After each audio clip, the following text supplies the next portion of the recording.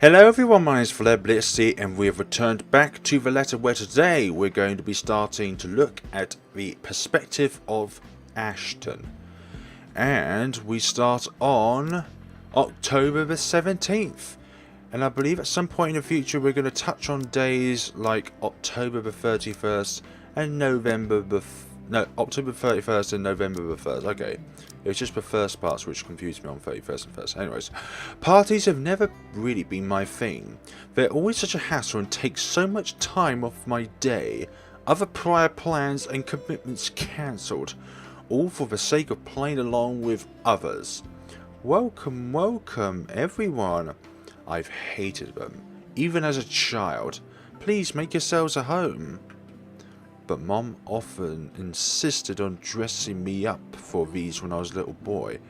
She'd slick my hair back, put me in one of those stuffy dinner jackets, and if there were any children around, urged me to make friends. Never mind how utterly loud or tedious it can be, it was all for the sake of keeping up appearances, pretending to play nice with others. To some extent, lies and intrigues have always surrounded me, long before I've chosen what I wanted to do with my life. Luckily, there are easy ways to tune everything out, and much to my mum's frustration, I've already managed to sneak my CD player along back then. I kept to myself and to my music, had my own little world, until I learnt to observe. Sure, all it took was Mum confiscating my player during one social function, but when left to nothing better to do, watching people appeared a much interesting activity, more so than feigning a curious face while a snot-nosed kid babbled on about his shiny new toy. In fact, it still is. It's a simple matter of awareness, really, and for someone with keen eyes, whether that is necktie, squealed, necktie, or a simple flick of wrist alone can tell volumes about a person. I still don't like parties, especially ones as big and fancy as the Wright's housewarming. However, when there's actual reason to go to them, I figure. Okay, so this isn't but quite early. This is actually quite far along the timeline of this game. They're not too bad. Be careful with Shirley, alright? Besides, like it or not, it's all part of my job. I'm here on a mission. One that has the name Luke Wright plastered all over it. You'll think the man will want to remain inconspicuous after his name has been linked to several high-profile crimes across Luxborn. Granted, most of them have gone cold over the years, having stagnated without any lead or evidence, but it still doesn't make him any less suspect. Yet here he is, throwing a party in his own backyard. Although having observed the man this past year, I'm not even shocked. He craves it. The damn spotlight, constantly yearns for attention like a neglected puppy. It doesn't take a genius to figure out why he's nowhere to be found in his own party. He's likely waiting for an opportunity, a grand entrance, but that's not the problem here. What annoys me off is how far his reach extends, how close he has crept into the lives of the people I care about. Again, like a stubborn itch you can't get rid of. First Professor Clark, then there's Isabel. I've already spotted Zima around here a while ago, and now there's also Rebecca. Can't you at least act with a bit more shame? Becca, if I find a single scratch on Shirley, they will be held to pay. They'll also be held to pay if he so much as harm a hair on either Zatch's or Rebecca's head. Worrying about Isabel's brief dealings with him is stressing in itself already. I doubt he'll attempt anything in front of other people though. Any untoward action will tarnish his glorious reputation with his peers, and he values appearances more than anything. Prefers to do whatever disposal necessary as quietly as possible, away from the limelight. That doesn't necessarily mean he isn't capable of doing so. More than, in fact, and on the off chance he pulls a stunt, I won't be responsible for my actions. Those guys know what they're doing. They handle cars worth more than your precious Shirley. For Zachary's and Rebecca's sakes, however, I really hope this will simply be another housewarming, even though something tells me it's anything but. This, despite freely sharing a brief laughter or two with the latter when the conversation is called for it. Call it a detective's intuition or whatever. When Luke Wright's involved, nothing good has ever come out of it. I simply can't let my guard down here. More so when nearby a familiar car slows to a stop out and comes. Chief? My presence here might be odd, at best, but I have an excuse. One that the man, standing a few meters away from me, handed himself a year ago. Served on a plate, no less, along with a heavy helping of flattery for the newly promoted detective inspector. Can't exactly say the same for my good old boss, can I? Although to see him here, chatting it up with Luxburne's rich and famous, isn't such a big surprise in itself. No disrespect meant, but the guy is obviously a social climber. What is surprising is the fact that he seems all too eager to mingle with a person of interest's wife. Just what the hell is he doing here? Ashton? What's... Sorry, Beck, I just saw someone I need to catch up with. Long-time friend. What the blank is going on here? Wait, Ash, what about... This won't be long. Be careful when I'm gone, okay? Huh? Be careful? About what exact? I don't want to draw attention to myself either. At least not until he's given me proper reason to spoil his little party. Thank you for the invite, Hannah. Husband still missing, I see. I should be saying the same of your darling Rosalie, Lee. The daughters again? For now, the best I can do is wait, blend in the crowd and remain inconspicuous to cast their suspicions about myself. Zach and Rebecca too, as much as possible, even if it means having to pretend I don't know them and forcing myself to rub elbows with people I barely know, let alone like. I can't involve them, especially with the added risk of having Chief here, whose motives are dubious at best. Wandering is out of the question this early as well, when there are guards in civvies stationed here and there to make sure nosy guests don't go about unattended. Going past them is something I could do with ease, but I'd rather not right now, when I'm one of a few snooping and roaming around. It'd be best to try and do so when there's a crowd of people, and if their interior design's drunken claims are to be believed. Yes, well, what about Luke? Should we file a missing persons report now, or do you want to wait 24 hours? He's around. You know, I can tell if someone's bluffing. It all comes down to how well I'll play my cards tonight. With a good hand, this party's going to give me the breakthrough I need to crack Luke right, or something to prove my suspicions wrong. Either or. Maybe find out what kind of game my boss is also playing. I've had an inkling before, a few hunches tempered down by how much of a babbling fool the man appears, in spite of his rank in the force. But one does not simply deal with the rights and get involved to a party they host without wanting anything from either of the two. Or the other way around. So with a last wary glance at the two, I head into the ballroom where the party is at. I just hope this will not complicate things further. Sheesh. By the time the party comes into full swing, night has fallen, yet there still isn't a Luke Wright in sight, I'm aware, and likely the rest of upper-class Luxborn, how obstetricianist of a man can be. Frankly, I'm impressed. I don't even know how many whatever it is, I've gotten my hands on and stuffed my face with during the way. I'll probably have too many deviled eggs and wine as it is. The servers are already giving me a stink eye every time I swanted over the buffet table.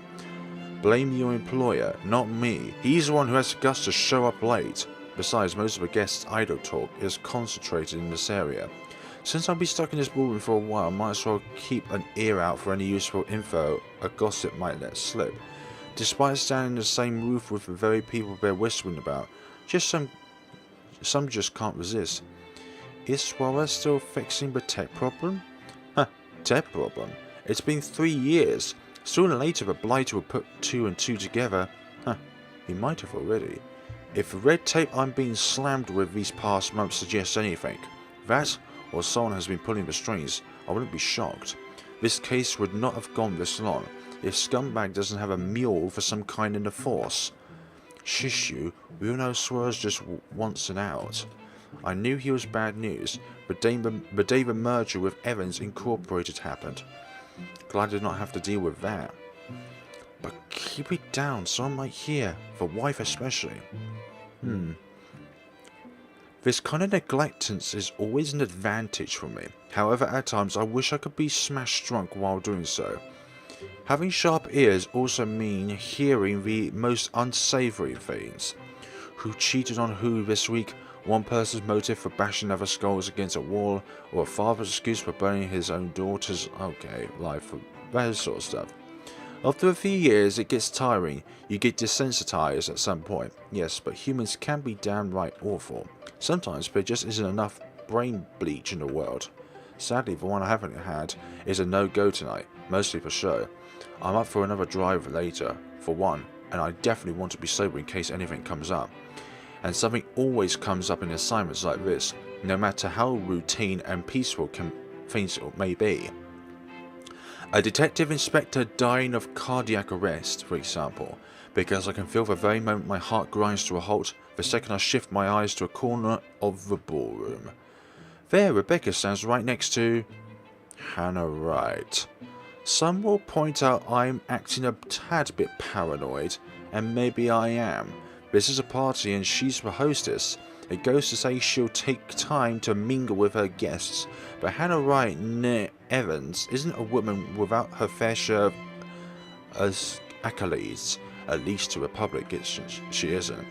Unlike her spouse, she's one with business sense, not to mention the impressive track record needed to manage a company, or effectively hide what irregularity there might be. Although she's clean as far as my agents and I have found, it doesn't rule out her possible involvement with whatever her husband's up to. Hell, Luke Wright came out clean according to previous reports, until I bothered to take a deeper look into it. The official records may say otherwise, but people will be surprised by how much a random busybody knows about their employer. What I've gleaned may not be sufficient to bring anyone to trial, yet, but enough to nurture suspicion. Assuming the worst may be of an overreaction, as I walk calmly towards them, but one doesn't last as long as I have in my line of work by being careless. You would catch his eye a lot better if you wore nicer clothes, don't you think? Didn't realise the housewarming was going to be like this. Going to be this fancy. I would have gone with a nicer dress if I knew. Just some small talk then, nothing to be worried about, like I initially thought. In fact, she's probably even more careful with appearances than her own husband. Knows how to handle herself in front of so many potential witnesses, having grown up with the spotlight focused on her. Yet even knowing that, the anxiety stays. It has been there since the party started, thinking about it.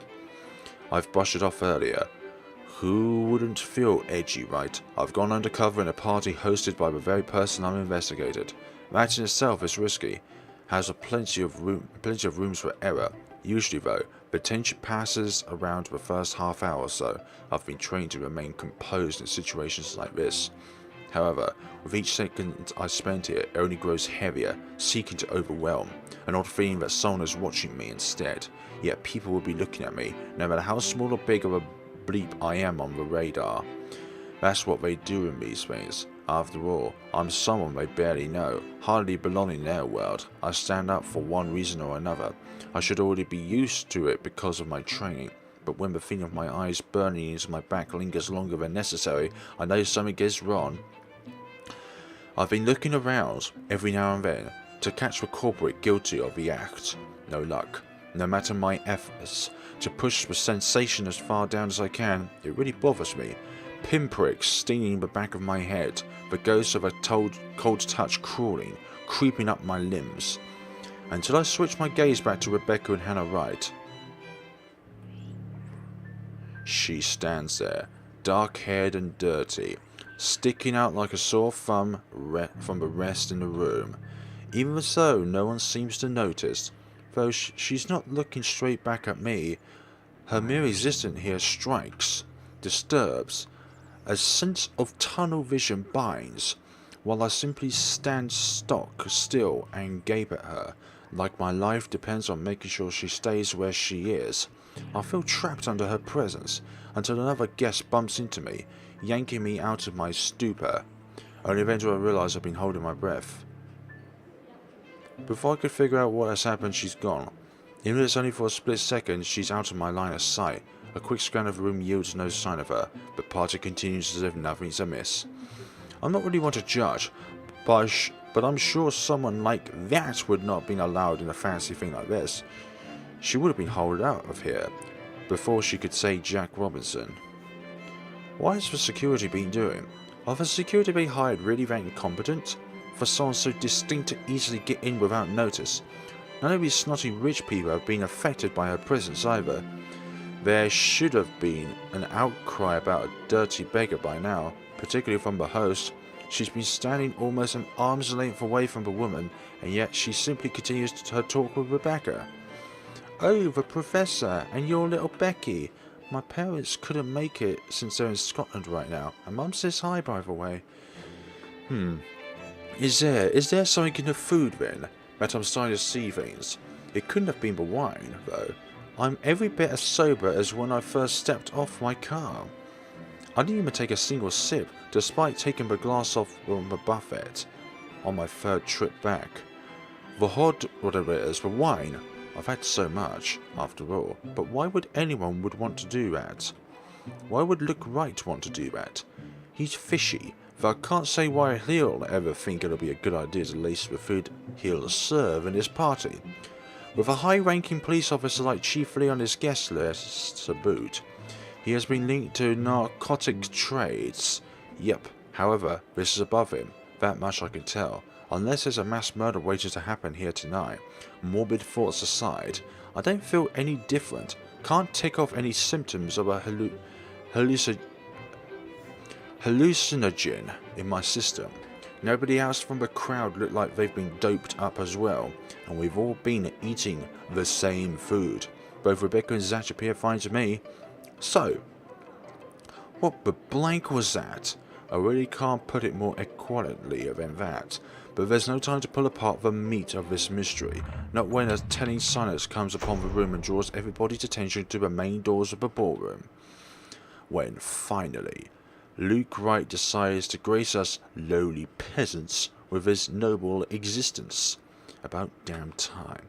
Good evening, ladies and gents, enjoying the party. I hope I'm not too late in welcoming you all to the Wright Mansion. I've been telling this guy for a while now. Before that, I've heard stories from previous officers who have tackled this investigation. None of them are pleasant. Mind, I'm not counting the incident of Professor Clark, yet pleasant is glossing over the gravity of it.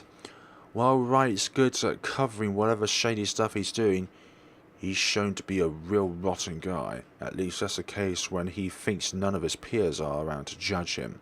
I've lost track of how many counts of verbal abuse and harassment cases the guy can be pinned with during the time I've been watching him. Blank. He even tried to make a move on Isabel back in the open house, right in front of his wife. Standing in the same room as him now doesn't make me want to punch him any less. Actually, the urge is stronger this time, but protocols. My case, first and foremost. My own opinion of a man shouldn't get ahead of my purpose here. If I want to put him in his place, it'll be in a court, with all proper charges filed against him. I'll only be able to progress to that once I gather enough evidence to pin this rich smug down. Welcome, one and all, to our humble abode. Tonight, if you have yet to find yourself in your roles, you are all ladies and lords of the court of your king and queen, if you would excuse my presumptuousness. So enjoy the feast that has been laid out of your senses, and we only allowed the best to be served. Enjoy the rest of your night, everyone. Suppressing my annoyance, I prepare to stay away from the crowd that has gathered around him.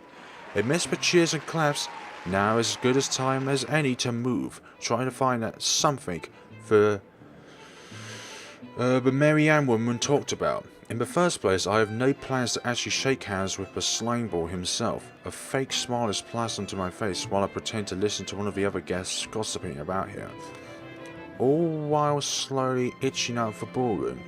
Unfortunately, I could go any further, the whole drama starts. Yeah, again with this.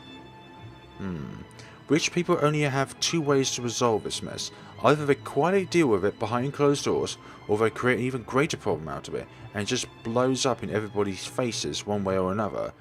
Becomes a chaotic wreck involving the media and every muckraker the story will reach. Fun. No. Shut up your mind. I ain't talking to you. I'm talking to the scumbag over here.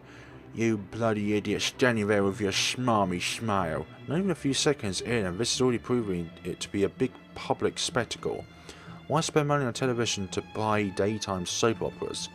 You could just go to one of these and see the action unfold in real life. You get free food. I don't know why that's so funny. Anyways, yeah, you don't have to pay for the food if you're on the guest list. Really, if I were an actual guest, I'd just take this as some sordid form of amusement. Watch your tongue, you're on thin ice, Rosalie. Where's your husband? Who even invited you? But I'm not a guest who's here for a good time. I needed to focus on him. Every mistake he might make, or words he might accidentally spill, even though this whole story tale. Hell, although I've lost my chance because of this, the whole thing might still tell me something that will turn into a breakthrough for the case. This might just be what I need, really, instead of trying to sneak about. Odds are security's all the tighter now. The guards are on edge for any person who'll try to take advantage of this. Damn, I should have left half an hour ago. Still, if nothing from this, well, sheesh, back to square one. Time to head back to where Shirley is and start thinking of my other options. No use staying longer if there isn't anything. For now, I wait, I listen, I observe. Interesting, isn't it though? That's the Chief Inspector's wife. October the 29th, Saturday morning. The morning after starts off quiet. With the commotion from the night before, it's a little too surprising having to wake up this well rested. Even the whole of Samuel residence seemed unusually still, the open hallway. When I step out for a stretch, devoid of tenants out of the usual morning sweeps of the grounds. No sounds coming from the other units either, or signs of other people just waking up. It's almost as if something's brewing on the horizon. A peaceful night's sleep still does wonders for the mood, though. I have Rebecca's unbelievably comfortable couch to think of that, I guess. No offense meant to Zatch's couch, of course, it really is cozy, comparatively speaking. I can't even remember the last time I slept without any urgent interrupting. It's a nice break from all the bad news lately. If it isn't for the intermittent buzzing from my pocket waking me up, I'll rarely sleep in, just to catch a few extra minutes of shut-eye. The ringing has stopped before I could move somewhere private, but sleep has always been effectively kicked out of my system by then. Pity. I can use a little more rest, until I have to face the other storm I've created last night. Of course I owe Rebecca an explanation. It doesn't matter if it's the whole truth or another hastily spun tale, although I haven't really figured out the what and how part yet. Unlike Zach and Isabel, who don't usually ask further questions and are content with what little I can share, Rebecca's rather quick on the trigger. Those Nancy Blue games we used to play as children, she's taken well to them. Not to the same degree as I have, but still keen enough to figure things out. It'll have to be set aside for later, though. A second soon. My phone rings again, cutting off the rest of my thoughts. Chief Inspector Lee's name flashes on the screen. Sad. It would have been nice just to chill after the night now, or maybe half listen to the news. Sure, it's the same thing we've been hearing lately. Still beats standing outside in the chilly Luxembourg morning on phone with my boss. I'll answer it, if only to get it over with. To hear him so grumpy, however. Now, that's something I haven't expected from him at this hour.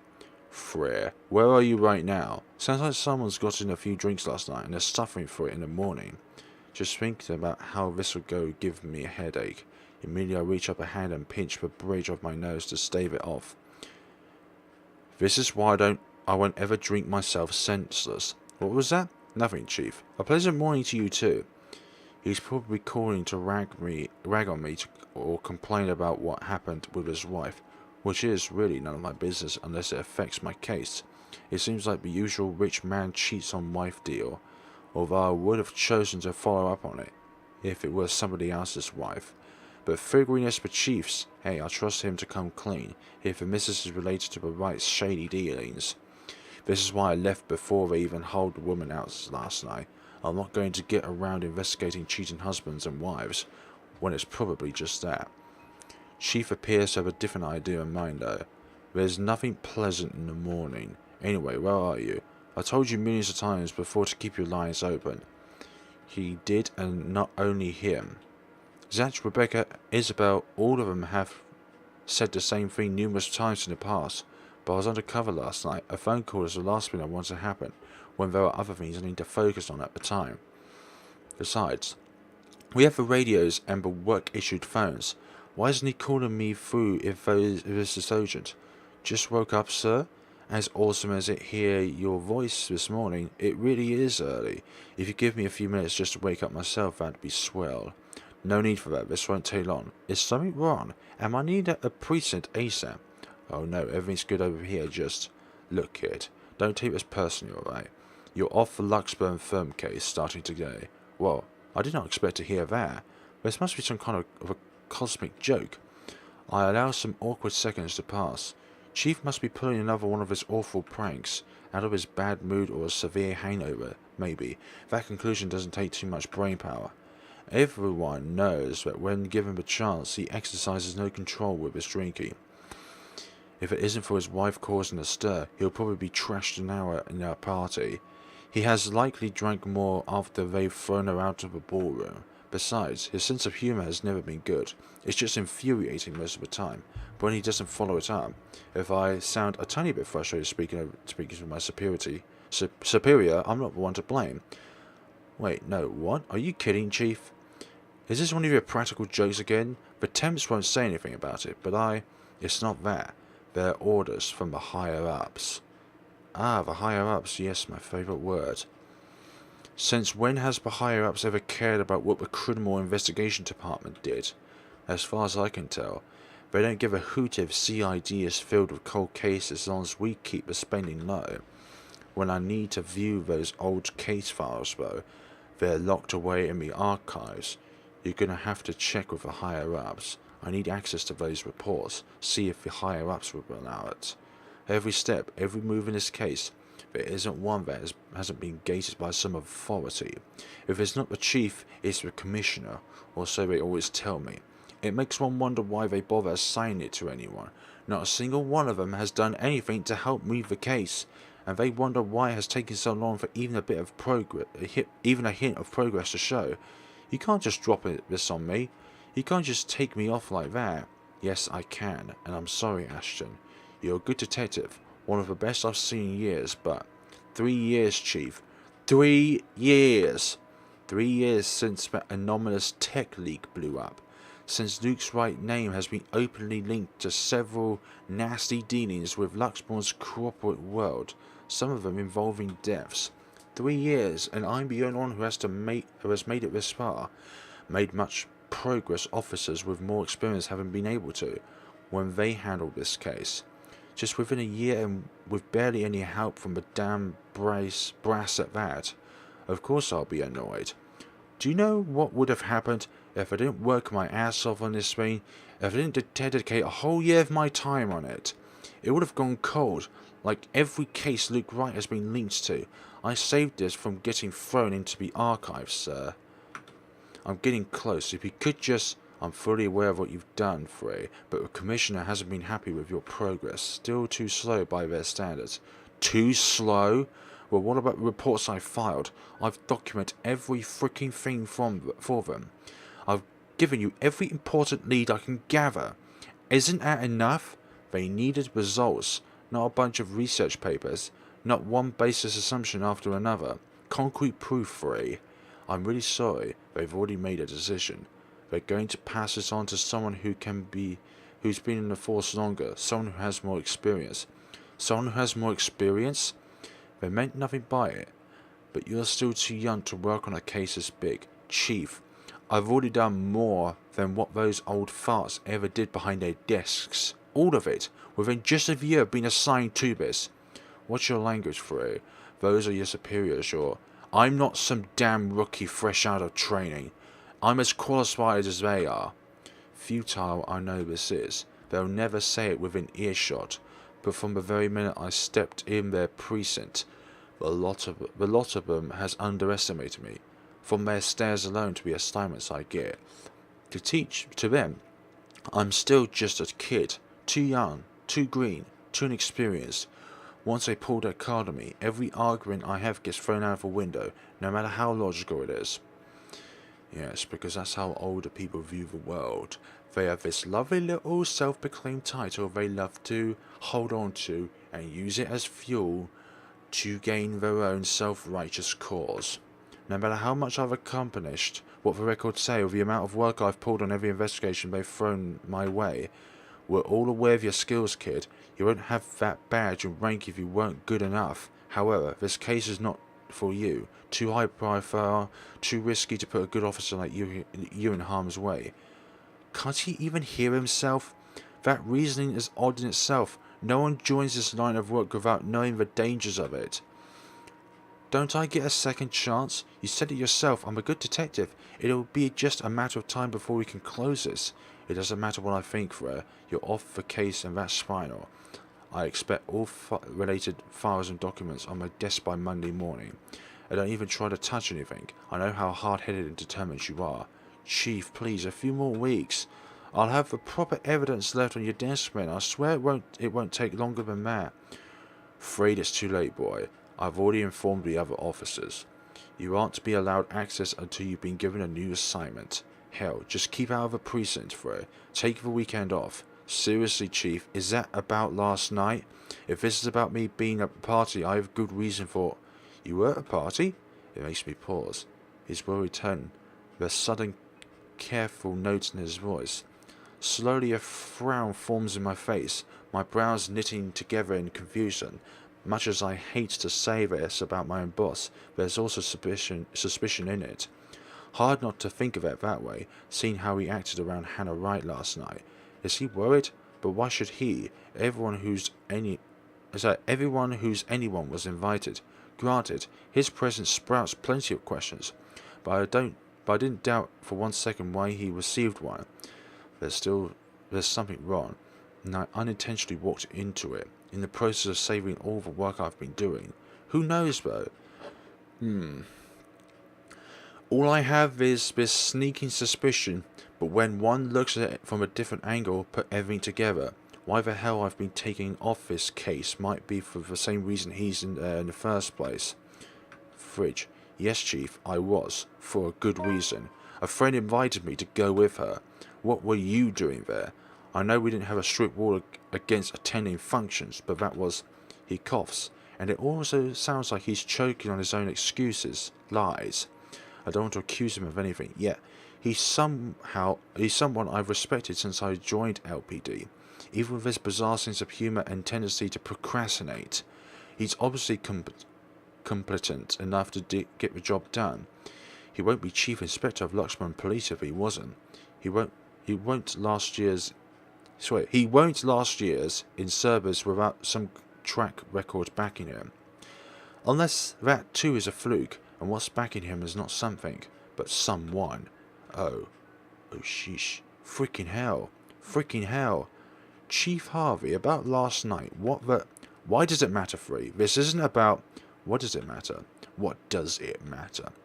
I'll recite the whole we've taken upon being sworn into service if I can.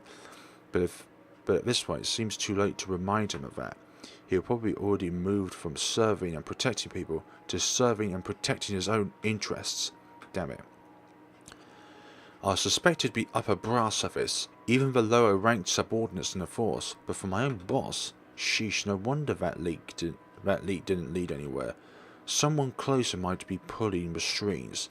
I might have been set up to fail long before the case has been assigned to me, but I don't want to just give this up. I don't want to believe I've wasted an entire year for this. I don't want this to be the kind of news to tell Professor Clark and all those promises I've given the man. I just want to know, sir, at the party with Luke and Hannah Wright, you were Monday, detective, first thing in the morning. Every copy of the files you have, I want to see them all on my table, understood? This isn't... Freya, am I understood? What else could I do other than smile and nod? With my own superior expecting an answer, using that tone brushes my questions off as easy as discarding a dead body. Yes, yes, sir. He cuts the line as soon as the words are out. You're off the case, Frere, just like that. That is indeed suspicious, and it could be linked as to why all those previous cases of Luke Wright has been sealed up tight. He could be protecting him, for all we know. Those two are arguing. Oh, this is the morning. This is the night. Okay. You're off the case free, just like that. I don't think I would be too happy if I was taken off the case for something like that. Funny though, why this has still caught me off guard. I've discovered years ago how different the actual thing is. How far from reality everything I've believed in as a dreamy-eyed kid. There are no high-speed pursuits every day, no thrilling gunfights or exciting cases every step of the way, only paperwork, lots of red tape, and dealing with the politics and bureaucracy. I've set out to change things, hoping it'll make things better for the people I care about. It ends up changing me instead. Serves me right, I guess, for being too idealistic. Probably telling me that it's better to remain the skeptical I really am. Now here I am, standing useless. Can't even do anything but grit my teeth and kick the wall as the line finally goes dead. The blank didn't even acknowledge my response. What did the poor wall ever do to you? It figures Rebecca will be the one to find me in this embarrassing state. Honestly, I don't like it when she sees me like this, which seems to happen a lot regardless of what I want. Rebecca, now is not a good time. The concern I expect from her when I turn isn't there, however. Instead, she just looks annoyed. The storm I've left brewing last night is right there in her face, ready to be unleashed. When is it ever a good time for you? You're always so busy with everything now. Now that I find you sneaking out without even bothering with a proper goodbye, not even a word. Really, I'm starting to think you're just keeping me around for my couch and my cooking. Becca, it's not what you're thinking. I wasn't planning on sneaking out. I was going to say goodbye. I just had to take this call. Although, I'm not going to lie, the couch is great. 10 out of 10. Would sleep on again. Stop it with the jokes, Ashton. I'm not in the mood. The bitterness of her voice is not lost on me. But at this point our friendship in our lives, how does she expect me to answer that? What am I supposed to tell her now? Are you still mad about last night? She merely raises an eyebrow at me, which to be honest is all the response I need. Seeing her like this, very clearly ticked off, makes me believe those things Z-Man says, the part which Rebecca scares me. Sometimes. I've certainly seen this more than once already. The familiarity in it doesn't take away from the downhill turn this conversation's starting to take. Only an awkward cough serves as a brief way to stall. Okay, of course you're still mad. But whatever happened last night, I'm really sorry. I'll apologise as many times as you want. If you want, I'll even kneel or something. Ashton, an apology is nice and all, but that's not what I wanted to hear from you today. You knew that full well. Alright, fine, okay. Where do you want to start? Oh, I don't know.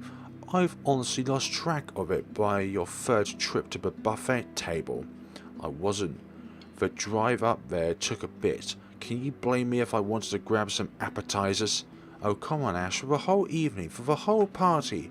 Please don't tell me that's all you did, because I've never known you as someone who pigs out. You even took great lengths to avoid me. Should I also mention how you ignored Zach? Sometimes I get a feeling you don't want to be seen with us out in public. Some friendship, huh? You know it's not like that. It's never going to be like that, Becky. Maybe you even just used me to get into the party. You said yes to being my plus one, but you were rather just excited to just peel yourself off, weren't you? Honestly, I feel a bit used. I can't even look her in the eye. It's not that I lied to her. I honestly wanted to be there, but to keep Zach safe, to keep Rebecca safe, just in case. Client or family friend. It's still a party hosted by a person of interest, by a man accused years ago of murdering a person's wife to get what he wants. But then Chief showed up, Hannah Wright happened, and Luke Wright just can't be bothered to die off peacefully somewhere. All of a sudden, none of my original reasons matter. If I was found out, right then and there, Hell, if Zach and Rebecca's connection with me was found out, who knows what could happen. But Rebecca doesn't understand that. Doesn't understand what I can and can't say to keep them from harm. It's all in her eyes, in the tight line of her lips and her furrowed brows. You're hurt. I'll ask this again. Just what were you up to during the party? What were you doing that you couldn't even take 2 seconds to make time for your friends? This day is just off to a wonderful start. First my case, now Rebecca. Okay, yep, enlist the truth. That's a good idea. Enlist the truth and our friendship shall go... where is it? Rebecca down there. And it's lowered. Obviously I can't just say, hey Becky, you know the rights, but are suspected to be ringleaders of a crime syndicate and stuff like that. Protocol otherwise. There are so many things I'm not allowed to tell the others. Even if I am able to share information with civilians, knowing what I know could very well put them in danger. It's why I'm keep it vague, obscure the facts, or when push comes to shove, stretch the truth and lie through my teeth. It's a necessity I've grown to deal with. It has already become a part of me, no matter how much I loathe doing it. I mentioned it, didn't I? I saw an old friend and thought I'd catch up. Didn't really notice how long our chat got. You know what we're saying about time flying when you're having fun, and Lloyd is a fun guy. She doesn't look convinced at all, though she's the very picture of someone who is at least willing to listen. Her glare effectively takes a good 20 off my current years. I feel like a kid again, be reprimanded by my junior high school teacher for sleeping in class. But getting away with that is easier than with this one. It's the thing with someone you've been friends with for so long, for everyone who know you inside out. Good grades won't be enough for Rebecca to easily let this whole thing slide. So this Lloyd is a friend of yours who was at the party? Yeah, we go way back in the police academy, though you wouldn't have met him. See, he mostly deals with teenagers and gets into a lot of messy stuff and... Cut the crap. You're not a very good storyteller, Ash. Don't try to make up a character just so that you can lie to me. Well, I don't think this is a good idea. Although I'm not making these people up, only twisting the facts for someone who's already angry beyond a reason. Everything would sound like an excuse. I'm not making stuff up. I did have a college mate named Lloyd. I think you would have liked him. You're both Scottish. Used to hang out a lot with Joey and Rashid, but they went off to work juvenile in London. Bunch of good guys. I should really ask if they're swinging by Lux anytime soon. That doesn't make things any better. You were there because I invited you, and you just up and turned your nose from me. You might as well have disappeared completely for all you cared. Just say you don't want to talk about it instead of lying to my face. I do feel guilty. Still, we've already been down this road. This is something I've done so repeatedly in the past, something she's heard from me more times than all my fingers could count. Something I'll just have to get over with at this moment. I'm sorry, you know that, Becky. I really, really am. I won't do this stuff I don't have a good reason to. And you know that I don't like you lying to me. If you can't tell the truth, just don't say anything and shut your gob. I swear, Ashton 3, you are just so dense. I'm so angry I can't even bear to look at you right now, because I swear I'll knock you right back off your block. I mean, what good reason could you have to act like an antisocial ass? The only time you did talk to me was to rail on me about Luke. What was that all about? Were you somehow expecting me just to accept everything as it is? You really shouldn't go near the man, Becca. Why? Because you don't trust him? I wonder if you can actually trust anyone, aside from the three of us, Zach, Isabel, and myself. Do you even have any other friends? If you're perfectly fine with it, then go ahead, no one's stopping you, but don't expect me to share the same views. I can have a life of my own, friends I don't necessarily share with you. I'm an adult, Ashton, and I can make my own bloody decisions. I'm sure as hell I can choose the people I want to let into my life. Of course she's allowed to do as she pleases. I've never mentioned she can't. Us growing up together doesn't mean it always has to be just the two of us. It's a dumb notion to believe, where nothing ever remains constant. Things will inevitably change over years. She'll make friends with people outside of our little circle. I'm just as free to form relationships with other people. But why, of all people, did it have to be him? Why does it have to be Luke? Luke Wright. That guy is nothing but trouble. How can she defend a guy like that? She's already calling him Luke for petty sake. I trust Satch, I trust Isabel, and I trust you, Rebecca. So why can't you trust me on this? You need to stay away from the man, because he's... I really wish I could tell you. What was that saying Isabel mentioned earlier? A liar is a brother of a thief. People who look at me will probably say I'm a hair's breadth away from being a criminal. Z-Man has mentioned that once, a few years into our friendship.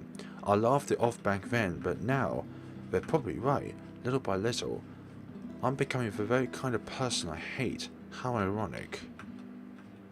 The silence afterwards brings an even heavier air between us. So Rebecca, thankfully, doesn't allow it to linger more than necessary. I suppose you have to go now, huh? The situation is already awkward as it is. Prolonging only makes it more, what? Difficult? Messed up? As if it isn't already. In some way, the lack of words is already an understanding in itself that it's better to leave things for now and talk about it when the wounds are no longer fresh in our minds.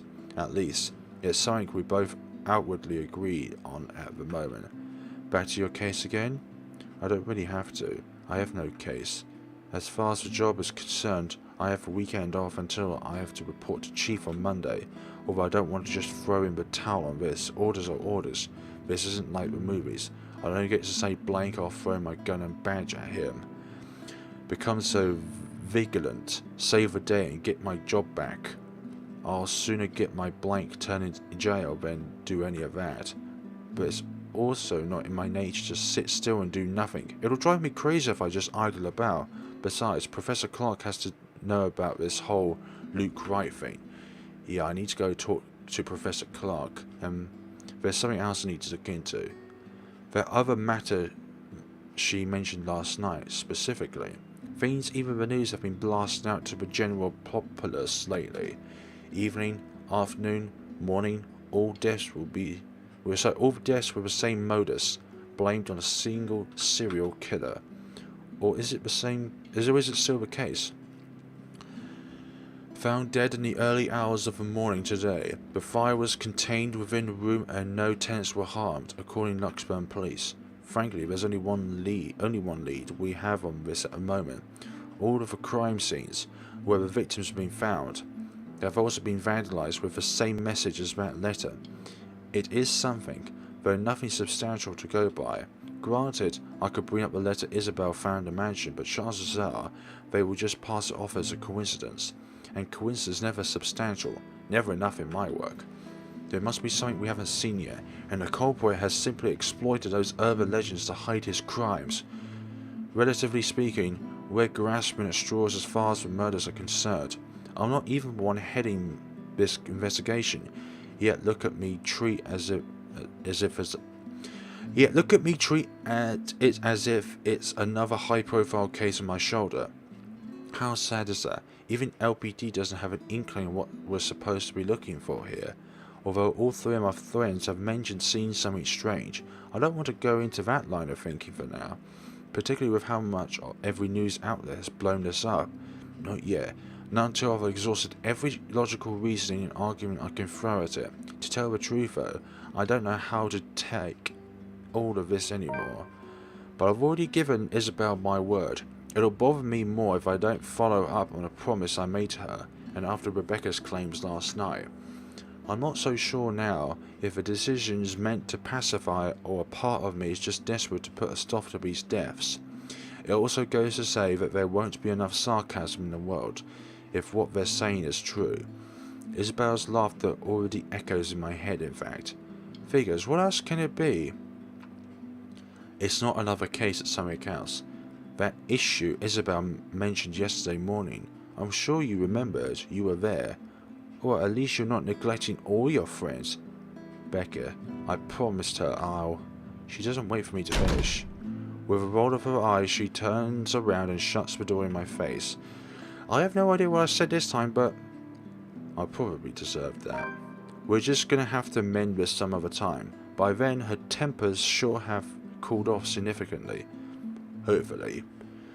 Hopefully, indeed. Okay. Rebecca confronted Ashton about what happened at the party the night before, unable to tell any details. The latter chose to stretch the truth. It led to another argument and ended up Rebecca slamming the door closed on him. I really would have thought telling the truth would have spanned a sort of light on that, but I think doing a little bit of a lie would have been a bit of a better option. All things considered. All things considered. Okay, that one there. Yep, we've still got a lot of time to kill. Hopefully. For now, I can't laze around. Gotta attend to things that matter more. Professor Clark first, deliver the bad news. Then that issue with BRC and Isabella. Maybe. I'll also drop by Zatch's, check on him, hear what he has to say. He's also read a damn letter. I might as well. While I'm here playing a paranormal detective, or is it supernatural? It's both. I can't remember. There certainly isn't something I'll bother with on my free day. I'm going to be a laughingstock at the precinct. I don't know how to pronounce that. If anyone finds out I'm considering this as a possible angle for these murders, Inspector Abigail and Officer Carl mostly, whatever, it won't hurt anybody if I try to get to the bottom of this. No one has to know either. If nothing comes out of it, then good. Everyone can shut up about stupid curses, and we can finally get back on track with our lives. On to more important stuff. If there is something... Are you two done? Her voice instantly jerks me out of my thoughts, and my head snaps up in search of her. There's a moment of confusion when I don't see her familiar ponytail about, only to find her standing behind the door to her apartment seconds later. Isabel holds it open, though only slightly, as if to hide from anyone who might happen to pass by. This early and on a lazy weekend, I doubt anyone will, but from the gap of what little light there is behind her, I can make out the appearance of someone who has just clearly gotten from bed. Hair in complete disarray, eyes still heavy with sleep, and a slow pout on her lips. I can tell why she doesn't want to be seen by anyone. Yeah, she hasn't even gone out of her pyjamas. I look away before my sense of decorum kicks in. We might be friends. I'll even dare say we've gotten closer over the years, but that doesn't extend beyond the bounds of propriety. Christ, even Rebecca never greets early visitors in her sleep clothes. Though maybe it's our fault why she's up this early, checking the ones making the rackers outside her room. Still, heat makes a slow crawl up my neck, one that I quickly downplay with a soft, solid cough. Hey, Isabel, you're up early? Lame. No, I'm not. I'm usually up at this hour. You're the one that usually sucks at getting up early. Says the person who looks like she's just fallen out of bed.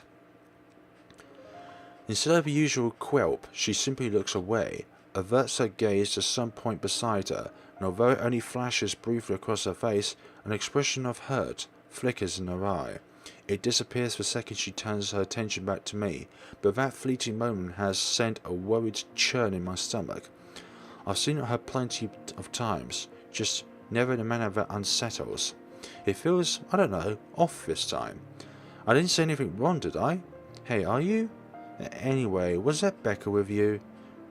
You both sound like Mum and Papa when they fight. You're awfully loud. If we get another memo from the landlady, I'm asking the guard to ban you from ever entering this place. Me. Becca's the one almost shouting. Yeah, well, she lives here, you don't. You have no excuse. You're a suspicious looking person. Oh, glad at least one person appreciates how I pretty up this place. Don't flatter yourself. This place would be so much better without having to see your face every few days. She follows it up with another pout, but her rifled appearance, particularly with how puffy her eyes are, I noticed just now, take away from the intimidating effect she's trying to exhibit. In the first place, she's not the kind who looks terrifying. Rebecca's more than capable of pulling that off. Isabel, not so much. She's going to have to try harder than that. There are times when she can and does, though only on a bad day and when she means it. Really, right now, she appears more like an angry puppy. I might have laughed had it not given me another nagging sense that something is definitely wrong with her. What? Has she been crying earlier? But that is worry. She really does that. The only time it happened. The one time I've ever seen her genuinely tear up over something. I think it was after a deviant court, the night at the bridge. I want to ask. She seems determined to keep it to herself though, and the moment she senses the questioning coming, she deflects. Chances the subject cuts me off, faster than I could wave 2 words into a proper sentence. Betty, did something about yesterday, Ash? The thing we talked about? Do you think we can take a look at it today? Well, I never said you were coming with me. Don't worry, I don't forget about it. You'll be the first to know if I find anything. No, I want to go with you. I'll be ready in a few. This won't take long. Isabel, you don't have to. I can handle it on my own. You'll just... I won't get in the way, I promise. Besides, maybe I can help. You know, if there are files you want to check. I don't like what she's implying. It's true LPD's having a hard time with us, but taking Isabel with me is out of the question. Under normal circumstances. You're the one who's going to get in trouble if you do that. You said it yourself. You need information, and I can help you get that. And it's not like it matters anymore. I just don't want to stand around doing nothing today. There it is again. The silent shift in her eyes, the mild crease forming between her eyebrows, and the mild slump in her shoulders, while she crosses her arms tightly around herself, like she's shielding herself for whatever painful thing there is out here. I have plenty of reasons why I shouldn't let her tangle on. First and foremost, she's a civilian. Second, I have no concrete plan of action yet. I'm going into this blind. No matter how I look at it, it's simply better for her to just wait, without being dragged into what might be another one of my failures. Her assumptions might be a dead end for all we know, but seeing the expression on her face, hearing her speak those words out loud, in a desperate, almost pleading tone, I can't bring myself to say no. So, I allow it, I give in, because right there I see it myself in her. The person who doesn't want to stay idle, who doesn't want to think of the problems haunting him. Alright, 5 minutes. What, you're timing me? Well, I can't wait forever. I'm a very busy guy. 4 minutes and 30 seconds. So, 4 minutes and 45 seconds, Isabel. I hate you so much. I hurry if I were you. You're awful. I hope you never get a girlfriend. She slams the door right after, although my chuckles, the laughter and lightness of it, linger. With her, those have always come easy somehow. Even as the echo of it dies down and only the ghost of a smile remains, as I stare at a closed door of her apartment. It's not like I'm looking for anyone else. I want to tell her. Tell her what? This morning is dragging on for a very long amount of time. Disturbed by the rackets outside her unit, Isabel repented Ash for the noise. The latter noticed her disheveled appearance and puffy eyes. Although before he could ask about it, she brought up the issue with BRC again and insisted they both look into it that night. Disheveled? I can't see if that's a H or an L. The screen's too small for me to notice, but perhaps you guys can tell me what that is. Is it a H or an L? I want to tell her. It's not because I can't. I won't. I'm one who has chosen not to until I fixed myself, until I found myself underneath all that guilt and those lies I've been telling all these years. Because no matter how heavy the weight of those feelings are, I am not yet worthy of them, of her. Until then, little words and gestures are the only thing I can offer, minor stuff such as digging deeper into this thing with BRC in order to ease her worries. I'm not even sure if this will bear any fruit, unlike with the firm case which I already have proper leads on. I'm just going by her word on this. Speaking of the Luxburn firm case, I still have to inform the professor. The apprehensions there are sure. I've made lots of promises to the man. I would have preferred to tell him in person and not over the phone. But it's better for him to hear it from me ASAP, rather than from an outside source. Okay. The ratings offer a steady brace while I wait for him to answer, but I'd like to think I can do this without losing my nerve. My grip on the bar surely tightened, though. Once the call connects and his voice rings from the other end. Ashton. Not running today, Professor? He usually at the park on late Sunday mornings, as long as it isn't raining cats and dogs. Keeps him young and healthy, he says. And he's certainly fit for a man of his age with a sedentary job. Now's a good time as any to get a few miles in. We've been having rather odd, pleasantly sunny days, as opposed to the usually gloomy, rainy Luxburn ones after all. If you want a run on the pavement rather than on the treadmill or without going home sopping wet, might as well take advantage of the strange weather. Oh, no, not today. He's definitely at the usual place though. Cheers and laughter, likely from children and families, filter through the receiver. During days like this, I can easily picture the sound of it lending the park with a kind of warm atmosphere. I tend to avoid it precisely because of that. No use dwelling on the could-haves when it's already been done. Mum's doing well with her career. Dad's also fine the last time I visited. Although neither remarried, we're both content with their lives as it is. I'm probably the only one still caught up with it, hence my aversion. But all in all, it's still a pleasant sight to see, if you're the kind who takes joys in such sights, just like Professor Clark is. Just thought I'd enjoy the nice weather before it takes a turn for the norm again, and to what do I owe the pleasure? The guy certainly seems happy right now. In any case, I almost don't want to break the news to him. His cheerful tone, I don't want to ruin it, but it's better to get this off quick as long as he doesn't shoot the messenger. He's not the type, however. Long-held resentment can change a person, even someone as minor-mannered as the Professor. I was hoping to talk to you about the case. I suppose I'm just a bit downer today. As soon as I say those words, he immediately pauses, the lightness in his voice gone in an instant. Every time we talked about this in the past, he does that. He's probably trying to gauge the situation based off the tone of my voice. Perhaps it's a good thing I'm delivering this news through the phone. Who knows what he'll say in my phrase and my mannerisms. The art of keen observation, I've learnt it from the man. He goes to say he already has an idea what this might be about from my manner of speaking alone. You aren't in trouble, are you? For a second I hesitate, looking at the dirt beneath my shoes, but I manage eventually. After a long, ragged draw of breath, I pick up where I left off, through still fumbling with my phrasing. Well, I'm in a bit of trouble, if you can call it that. Ashton. He only assumes that tone when there's a reprimand at his heels. But I'm not in danger or anything. You said the same excuse many times before. Detective Inspector. That exhausted rasp in your voice tells a different story. It's nothing like what you're thinking. Don't worry, I was taking off the Luxburn firm case. I expect anger, frustration, maybe even disappointment. But all he gives me is a small sigh of relief. Is that so? Well, at least you aren't in danger. Liz wouldn't be too happy if she heard you right now. Liz. Aunt Liz. She insists I call her his late wife. Oh no.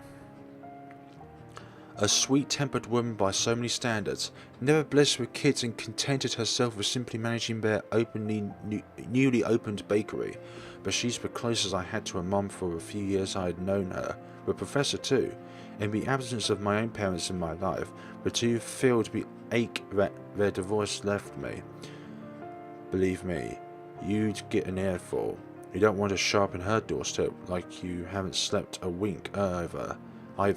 How many years has it been since? 9? 10? I couldn't still remember it vividly. Two men, primly dressed, briefcases in hand, and a stern look on each of their faces. They had been a frequent visitor to the bakery in the months prior. Excuse me. Something about the lot being a prime property in downtown Luxburn. I think they were hoping to settle a deal with them, but neither of the couple gave in to their demands.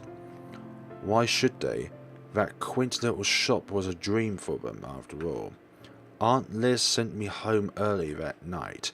After a fruitless wait for the Professor, the next morning, News of a bakery whizzed to the ground has spread across the whole city. One casualty. A few weeks later, the property was sold to the Wright Enterprise.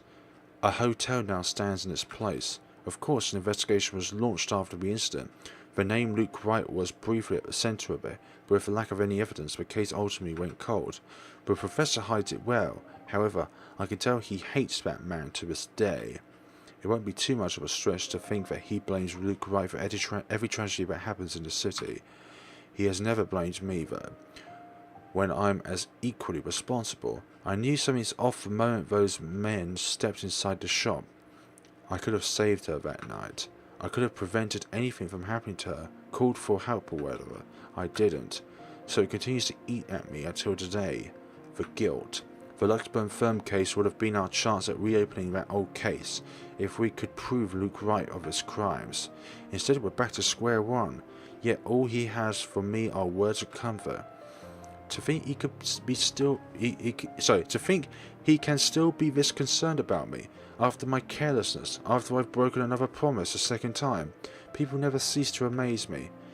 You might think you have failed as an officer, or maybe you think you have failed me, and you know more than anyone, I would love to see that man taken down. If anyone deserves to be tried in high court, it's him. Tried in high court. But I'm glad nothing's happened to you while you were working on this. That's what's most important. I hate to get news like that again.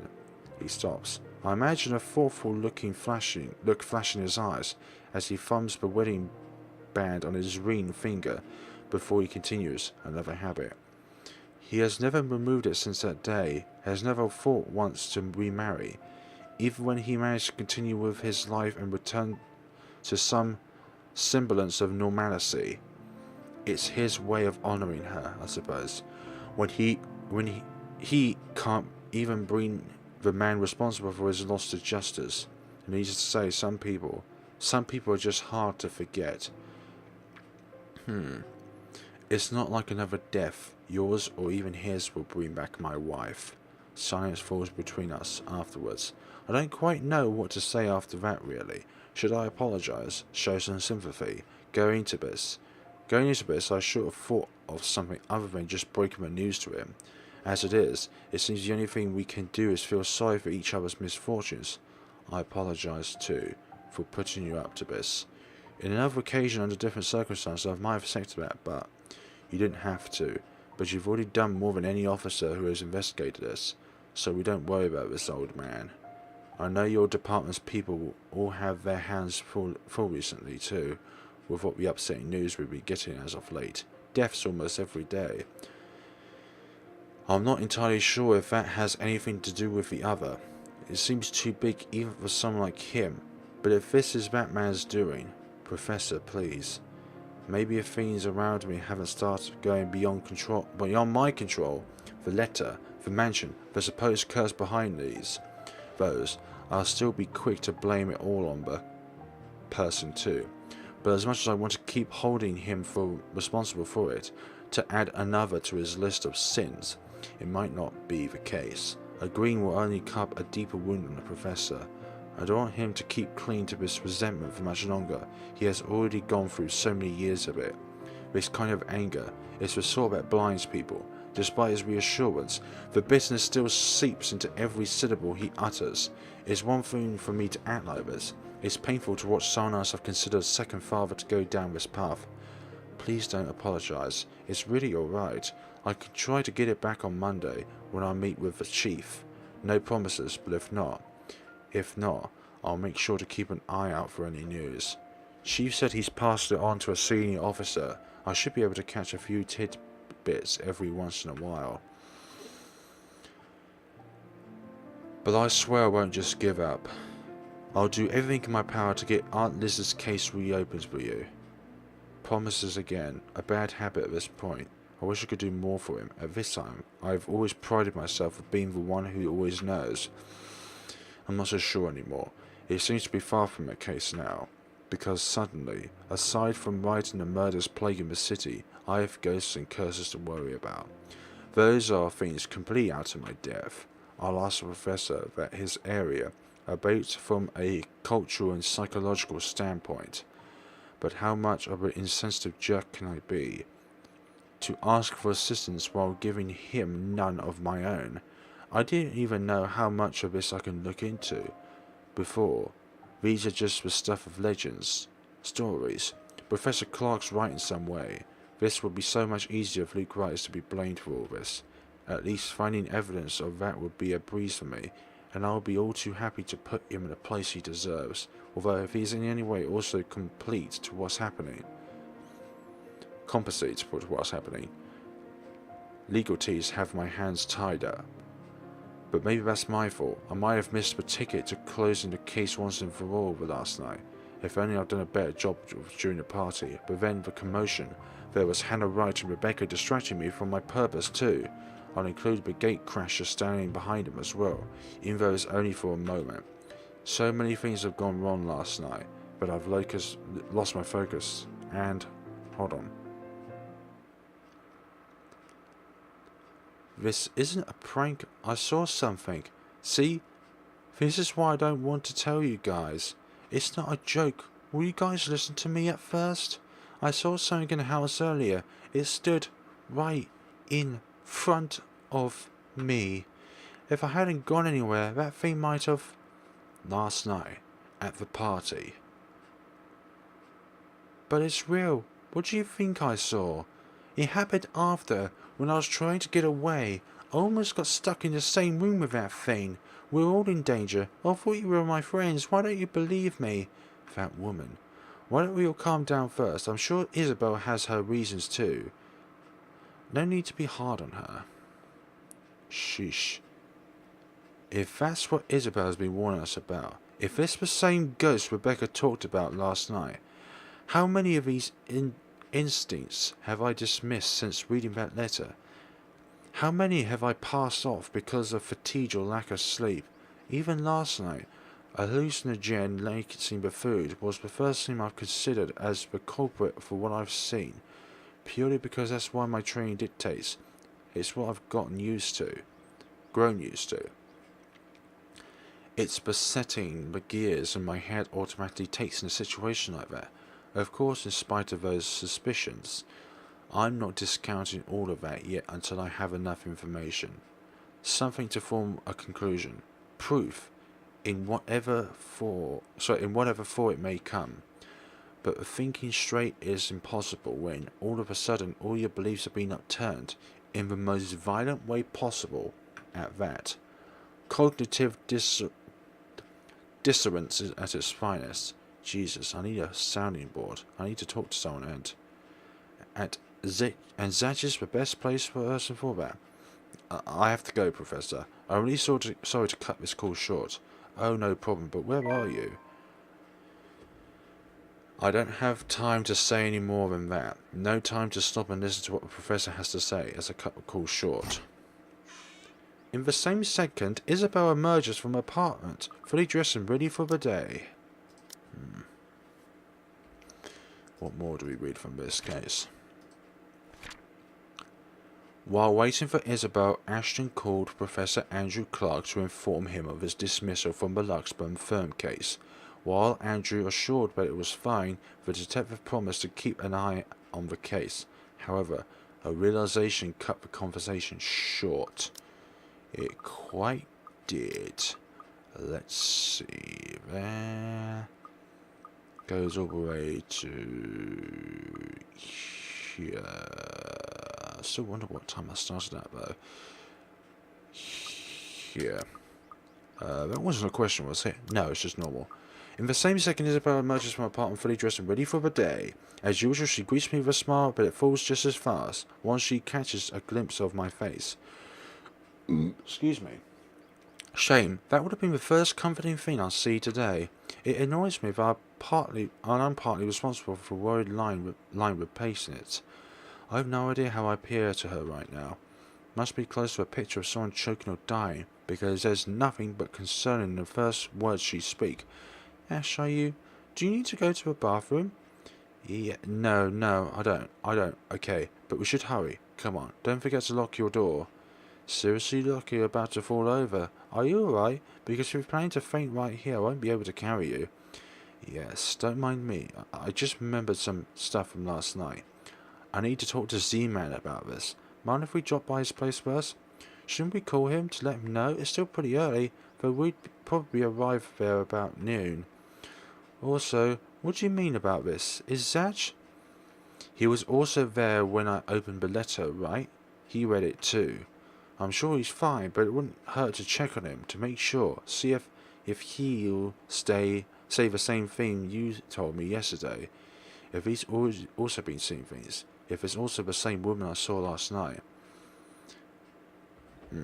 I'm not saying there's really a curse yet, but we have to look at this from every possible angle. And don't worry, he won't mind. He's probably just watching TV right now. Let's go. Okay, but speak up if you're not feeling well. You really look like you're choking on something. You didn't have to do this for me in the first place. You know, it's not as simple as that. We head down to my car in record time. Not a single second wasted to hit the road and drive to Zach's place. If any one of us, other than Isabel, who knows anything about what's going on, who can help sort the muddled mess of my mind. Help sort the muddled mess my mind is. There we go. It's got to be with him. He listened to her. Zach is the kind who prefers to laze around his apartment on a weekend, especially after having a busy week like the last one. The big guy's nowhere in sight, though when I arrive in his unit, figures, people don't seem to be where they should be when I need them. For it to happen now of all times, it frustrates me. I can see why Inspector Abigail and Rebecca sometimes tell me that I have a temper, though I can always tell the latter that it isn't as bad as her fiery streaks. Looking around us, have no sign where he might have gone to. He usually leaves a note on his fridge if he's out for the day, just in case someone drops by. I hope. Maybe he ran out of eggs or something and went out to buy some. He's out for eggs after all. A peek of his fridge confirms this, and it puts my running mind to rest for a while.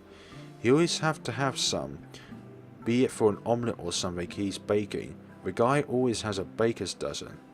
Ash, should you be rummaging round? It's bad enough when we went here without asking for his permission. Sure, I'm just looking. Actually, I could also go for a pie right now. But Zach's fridge is next to empty, save for a few leftovers from last night's dinner. All I can do is sigh as I close it behind me. If you see me take anything, feel free to call the police. Isabel's quick to shoot me a sharp glare, and another chuckle slips from me, for all this unease in my stomach. Nevertheless, the cheer only lasts no longer than a second, mostly because she hasn't been in the mood for any sort of friendly banter. It's the silence that's telling, and a quiet Isabella. It's usually the first recipe for an incoming storm. Do you always have to be this whenever you visit another person's house? Because I have a lot of questions about your methods. Just with Zach? I'm still worried for my friend, of course, and regardless of what's bothering Isabel, she's anxious too. She's been standing by the doorway for a few good minutes now, since we entered Zach's place in fact. Doesn't seem to know what to do with herself. But as much as I want to ease this disquiet in her, her nerves tick, so starting to get to me. Sorry about that. The manner in which she makes herself smaller, the way she fidgets with her hands, clasping them one moment and unfurling in the next, is distracting me in a way that I badly want to ask what's wrong. I doubt she'll give me a straight answer though, and the best I could do is suggest ways to help her temper it. I bite discreetly. You don't have to hang around a door. We might be here for a while. You can sit down.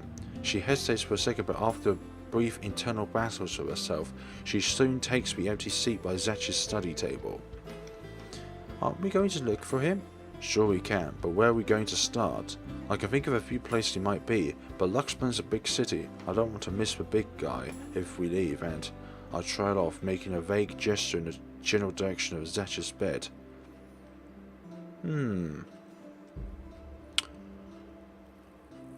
The messy bed suggests he was out in a hurry. He didn't even bother to fold his sheets. His cell phone's been left behind as well. Another odd thing, when he has made it a habit to never leave it behind in a case of client calls. At least, the locked door points to the fact that it wasn't a forced exit. We can take comfort in that. This seems to reassure her, but not so much. Understandable, anything might happen and completely let our guard down is out of the question. In hindsight, we shouldn't have left Rebecca alone too. We'll have to check on her later. In the meantime, there's Zach to worry about, but with no clue where he is, without his phone with him, we'll have no choice but to wait. Sure, I can give this room another thorough run through, but I don't think Zach will appreciate me upending his place. Isabel won't let me do that either. Besides, before I can think of snooping around even more, my stomach growls, reminding me I haven't eaten anything yet today. Isabel probably hasn't too. We were in a hurry. Might as well take this chance to cool down a bit, right? Anything to distract us. Myself especially, so that I don't just charge head first because of whatever paranoid scheme comes to mind. I have another person with me right now. I can't be reckless. Returning to his kitchen, the first thing I see is a bag of chips. When I arrive through his cupboards, after muttering a permission and an apology its owner won't hear, I grab it. Isabel doesn't miss shooting me another glower, though she doesn't really make an effort to stop me this time. My offer of food has been completely ignored meanwhile. So instead, I'll set myself on Zach's old couch and turn on the television. Her silence may not be too heavy, but it sure as hell is awkward. The screen lights up right as some awful noontime drama starts airing on Channel 9. Nothing like sitting in front of a TV with a mindless drone running in the background to waste away the time. And waste it away we do. The afternoon has hit its last few hours when movement comes from the other side of the door, and Zach's heavy treads breaks the monotonous drive from the TV. The lock clicks, the knob turns, and slowly it swings open to reveal a very exhausted looking Zach. What, did he run a marathon? Sup, Z-Man? Hey Zach, sorry just barged in. Ash was... Relax, Z-Man gave me a copy of the key himself. Light as my tone might be, his arrival eases the restless edge in me. Who knows what I would have done if something bad has happened to one of my friends. Hearing his exasperated response is a relief too. If another minute has gone by without him showing up, I might resort to unconventional methods. Thankfully, it doesn't have to come to that. Only after you broke the 13th one. I can't keep replacing them every time you think it'd be a good idea to break into my apartment. And stop calling me Z-Man. I didn't break anything this time. Ash, just because I gave you a key doesn't mean you can just stroll in here whenever you want to. And hey, is that my... It's scary how a friendly banter and easy smile come naturally. I do it, even without thinking. And that speaks volumes about how comfortable I am around him. That's nice, isn't it? What makes me afraid of it, however, is the idea that a time might come where I might just do these on autopilot around him, without even meaning to, offend him in some way. With friendship, we might be closer than most I've shared with others, but there are boundaries you can't cross without the other's permission. So that's just been respectful of that, so far. Neither asking about my parents or what happened to them. Me? I'll bet he would say, not so much. It's always this easy banter that makes me wish we can just stay like this. No worries, no promises, just potato chips and the debate on whether or not I deserve them. But as usual, something always cut moments like this short. Be it another, more important business or a sudden unintentional shift in the mood. Course he eats all of it, you know, I was saving that for the weekend. Did you at least share some with Bella? Don't worry about it, I'm good, Zeech. Really? It's free food, you know. What was that you usually say you don't say no to free food? What happened? No, I'm just not hungry. Her tone forces him to do a double take. Needless to say, despite noticing how strange Isabel's acting, Zach doesn't push it. The question's all too clear in his eyes when he glances my way, though, and I wish I can answer him. A shrug is really the only thing I'm able to give. During the entire ride here, Isabel has been unforthcoming as well. What am I supposed to do? I can't just force her to speak, can I? She's not a criminal to be interrogated. She's a friend, for Pete's sake. I'm 101% sure she'll slap me if I pressure her. It's a good thing Zach has a better handle on the situation than I, and soon enough he changes the subject. Where it leads to isn't necessarily Rebecca's topic, however.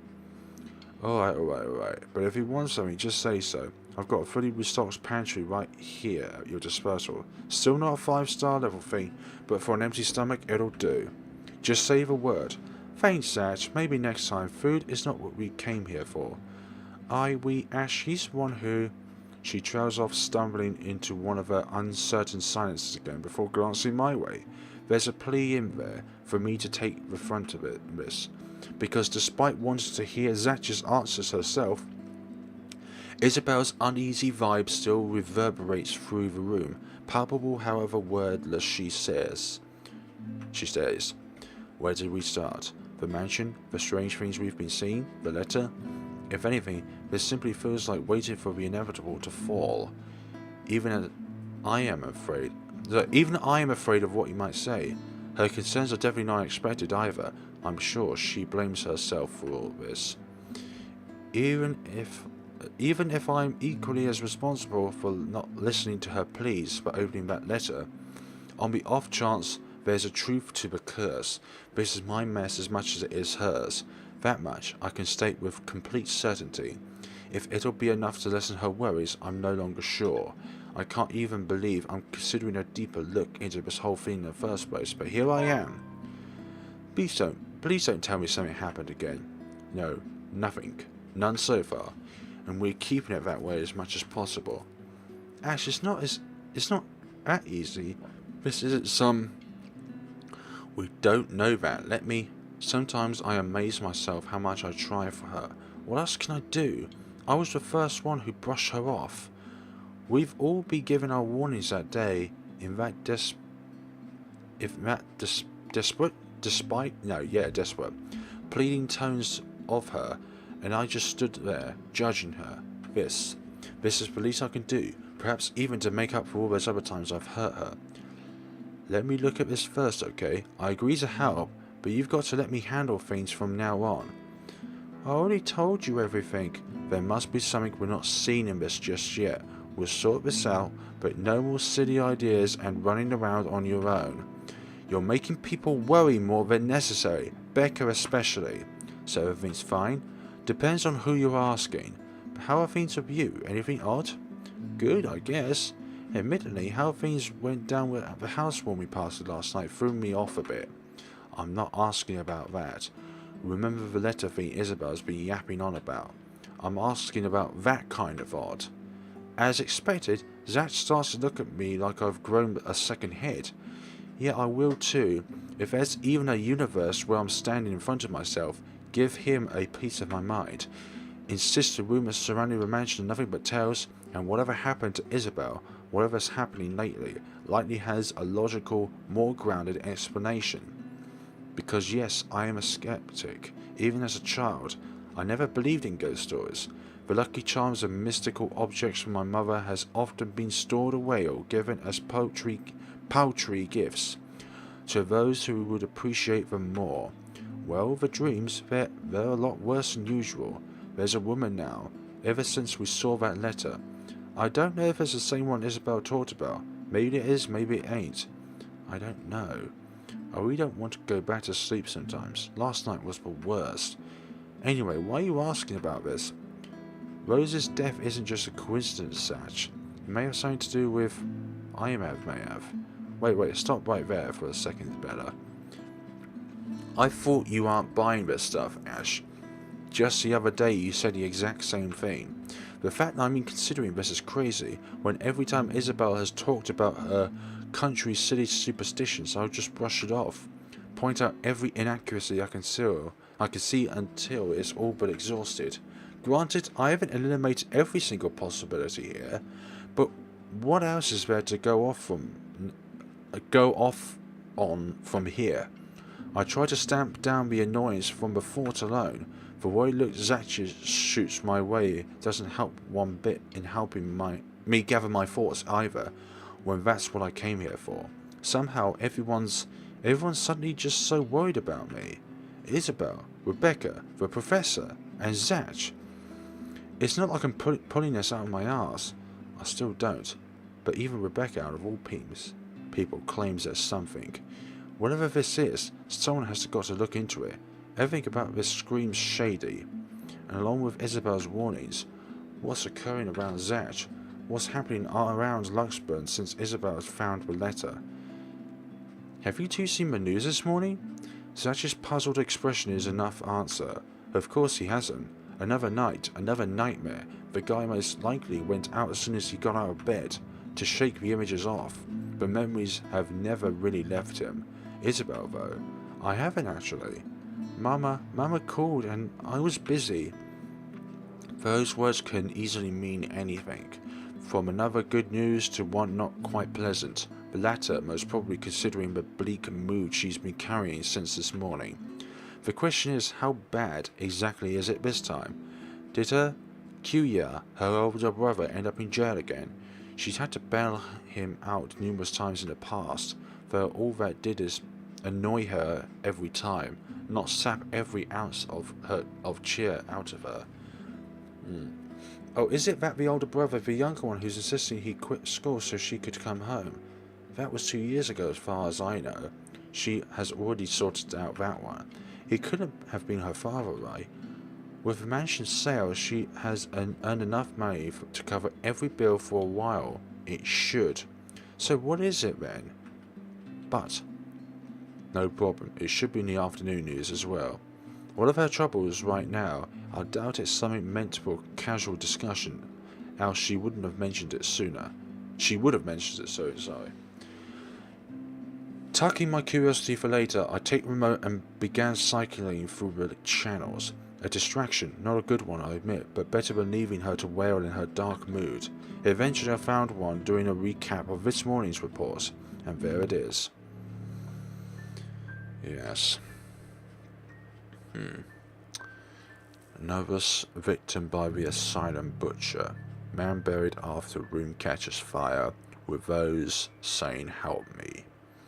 The poor guy is unidentifiable with how badly his body's been burnt.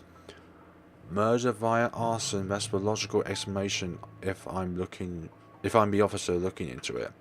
Except they can't find the source of the fire. The fire didn't even spread. Found dead in the early hours of the morning today. The fire was contained within the room and no other tenants were harmed, according to Luxburn police. They're going to consider spontaneous human combustion soon enough if they don't find anything else. What's important for everyone to note is the state of the room. Help me! Repeatedly scrawled around the place. A similar writing was found in another victim's room from last week's incident. Both were employees of Briar Realty Corporation. LBN has reached out to the... like what happened to the Cooper. Hell, I wonder how many other deaths I've missed. How many crime scenes have ended up in a similar state while I've been looking into right? The LPD's already thinking it's a serial killer at this point. How long until they consult with the London Metropolitan? I'm not sure. The Asylum Butcher. Asylum? No, Alston Butcher has always been an enigma, even to the people of the city. Gone for a few years, but the next one body after another is found. Merely handling the cases who apparently driven the Chief Inspector insane for years. He never did find out who committed those murders. Maybe now. This time. This was about Fane, isn't it? I did this somehow. They all come out a whisper, her voice, her words, but each syllable lingers in the air, heavy with her guilt. All laid bare in this one moment of weakness, in this thick tension of the room. They strike harder than any of those we've said. She has to understand, she has to know, that she isn't the only one on this. No one has asked her to take this upon herself. Rebecca won't. Zach won't. I sure as hell won't. It isn't too late. We can still fix this. There's the 3 of us. 4 if you count Rebecca. No, she's staying away from this. I don't want to involve her in this any more than I already have, both of you as well. I already said that's completely out of the question. Stop asking. Encouragements aside, there's still a whole mess, and we're in it blind. The only way to make it worse is if we're started running around like a bunch of headless chickens. But I have a concrete plan now. Aside from those writings, there's another thing linking most, if not all, these victims. The latter. I'll still have to look deeper into, of course. However, this little detail has been bothering me after the second public-sized death. Most of the victims are employees of the same company before their untimely deaths. Briar Realty Corporation. Inconsequential when one looks at the grand scheme of things, but maybe, just maybe, I'll be able to find something there. Maybe Isabel's right. Maybe she has a point in suggesting we dig deep into BRC itself. Maybe we are looking at it the wrong way. After all, despite the public's inquiries, the company has been quite suspiciously mum about the incidents. No matter where one looks at it, everything they're doing screams fishy. Not just with the fast sale of the mansion. This entire thing, I've been ignoring it and treating it as a separate matter. But what if I don't mention all of this to Zach, of course? My suspicions are mine for the moment. The details are something he doesn't need to know until I have something to show. It's enough that he's aware I have an idea in mind. For his part, Zach doesn't push it, and nothing but a heavy silence leads to my departure hours later. Though from the looks of it, he had a plan of his own too. This despite my instincts of him to stay put. Zach always means well, but I'll worry less if he's not moving around without my knowledge. There are so many unknown variables at play here already. Hell, I'm still apprehensive about letting Isabel tag along, though she insisted, and I know, despite myself, that she could help me get what I need faster than rushly snooping around alone. It also goes to say she'll be safer when she's with me. This is a really big one, and I'll be damned if I let anything happen to you guys while I sit here. I'm done running when things get tough, which doesn't particularly excite me, if I'm going to be honest. I trust him to be reasonable. What I don't trust is the uncertainty that we aren't simply jumping out of a frying pan into the fire. Look, bro, if things ain't good, I'll be the first one out. But allow me this one thing, alright? Just this one time. If it doesn't work out, you know the first one to know. You can laugh, then, or berate me all you want. But please don't ask me to step aside if like I'm incapable of doing anything to help. Anyway, what can I do? Short of cuffing him, which will present problems of its own and leave him terribly vulnerable, it's not like I can keep him leashed. He's an adult, a man of his own. I just hope this whole thing doesn't get any more fubar than it already is. Alright, stay safe, Zach. I want to say more than that, but I don't want to state the obvious. Zach is not an idiot. He knows I mean more. He knows not to run into things recklessly. A lot more than I do. He knows to keep his lines of communication open. Always ready to call for help when he needs it. And he knows not to get in over his head. Seriously, he'll probably make a more responsible police officer than me if he only has the heart to join the force. We certainly can use more kind people like him. Though, as good as that thought is, I push all of it in the back of my mind as I step out to the pavement and join Isabel in my car. We're going to leave this off today because I keep getting words and sentences all mixed up with one another. And also I think we've done enough here at the moment. So thank you very much for watching, guys. And we're going to see each other in the next time of The Letter. Let's see how much we've done today. We have done... That goes down to that part then. But look at how much we've done. We haven't even done... Let's say...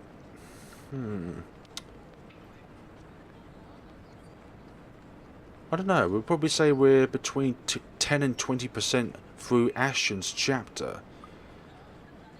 But that is how it goes, unfortunately. So, have a wonderful day, folks, and take care of yourselves.